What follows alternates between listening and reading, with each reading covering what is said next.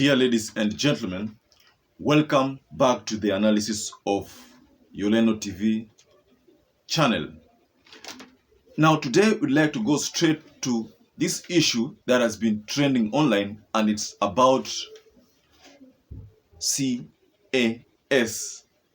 the CAS, that's how they call it. When Uhuru Muigai Kenyatta became the President of the Republic of Kenya, he introduced Chief Administrative Secretary position, CAS. He introduced CAS so that the post would be there to facilitate a communication between the ministry and the local governments. Remember, after the 2010 constitution, there was a need for county governments to be introduced. So for that reason, President Uhuru Muigai Kenyatta deemed it necessary to create the CAS position, a position that will perform the following roles. 1. Responding to issue touching on portfolio assigned to the office by the CS. Providing liaison with the National Assembly and Senate. Providing liaison with the governments on matters of concurrent mandate and common interest. Those are the three roles that were by default assigned to the CAS. Ladies and gentlemen, but in 2021 ruling, a ruling was issued that position was illegally constituted and that public participation was not adhered to. So why am I bringing this analysis now? When Kenya Kwanza, during their campaigns, they used to talk about punguza mzigo. I remember Musalia Mudavadi during his campaigns, when he was launching the manifesto, he talked about punguza mzigo. Then he said that somewhere along the way, he realized that UDA had something to do with punguza mzigo. And because UDA had something similar to what they had, that is punguza mzigo, they deemed it necessary that they can only collaborate with UDA. So that is the reason why Kenya Kwanza was formed. And the core agenda of Kenya Kwanza is punguza mzigo. But something that is so bizarre happened when especially the President of the Republic of Kenya, William Samoei Ruto, issued a directive about his intentions to have the CAS post brought back. So before we get into the analysis of that post, the CAS post, please, if you're a first-time viewer, take a moment and subscribe to our channel. You can give us a like, you can hit the notification bell so that anytime we upload such meaningful videos, you will always become the first person to get notified. So, ladies and gentlemen, Kenyans have cried foul over this position, and many people believe that it is a way of William Samoei Ruto to reward those lieutenants who are regarded as political losers.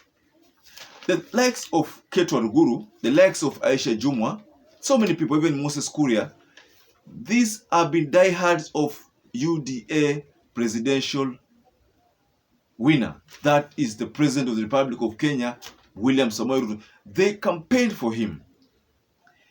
The likes of Purity Ngirishi are likely to be brought back into these posts, because you remember in Kirinyaga, Purity Ngirishi played a critical role in making sure that she sold UDA to the fullest, and that the people of Kirinyaga had to love William Samoei Ruto.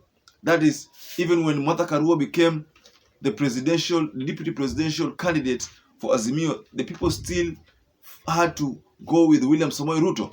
So we look at this sudden intrigue on the CAS as a way of William Samoei Ruto to be rewarding his political losers. I think this explains why, to date, William Samoei Ruto has not named his cabinet. The sole reason is there will be a deeper fallout there are those people who will feel shortchanged that we campaigned for William Samoei Ruto, then apparently we are not rewarded with any meaningful posts. Remember, all these people want, what they want is a cabinet secretary slot, a way for them to be able to have those, those cars with flags and everything. That is what they want. So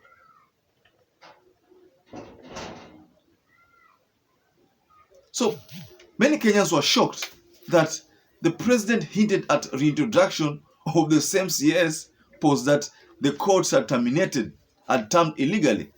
This had been seen as the first defiance of court orders or court verdicts by William Samoei Ruto. Many people are perceiving it as one of those things that William Samoei Ruto has defied as the court verdict. Because the whole intention of defying this court order is to reward the political losers.